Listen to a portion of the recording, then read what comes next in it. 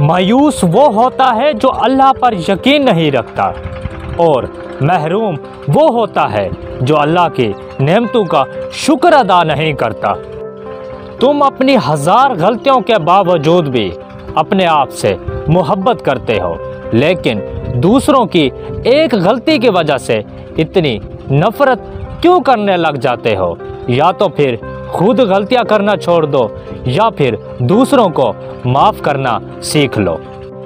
انسان کو جب اللہ پاک سے لینا ہوتا ہے تو لاکھوں کروڑوں کی چاہت رکھتا ہے، اور جب کچھ اللہ کے نام پر دینا ہوتا ہے تو سکہ ڈھونڈتا ہے۔ جس دعا نے تمہیں تہجد کی لگن لگا دی ہو، کیسے ممکن ہے کہ وہ دعا رد ہو جائے؟ جب رزق میں تمہیں تنگی محسوس ہونے لگے تو غور کرو، کہیں تم نے ماں باپ کے حق میں دعا کرنا تو نہیں چھوڑ دی؟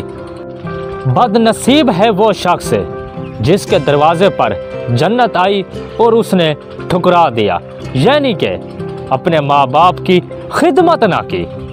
اگر نیت صاف ہو تو پھر نصیب ضرور بدلنے لگتے ہیں۔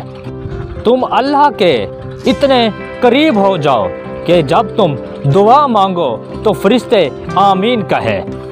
آپ اپنی زندگی سے بھلے ہی خوش نہ ہوں، لیکن کچھ لوگ ایسے بھی ہیں جو آپ جیسی زندگی جینے کے لیے ترستے ہیں۔ دوزخ نے کہا، ماں وہ ہستی ہے جو گنہگار اولاد کو بھی بچا لیتی ہے۔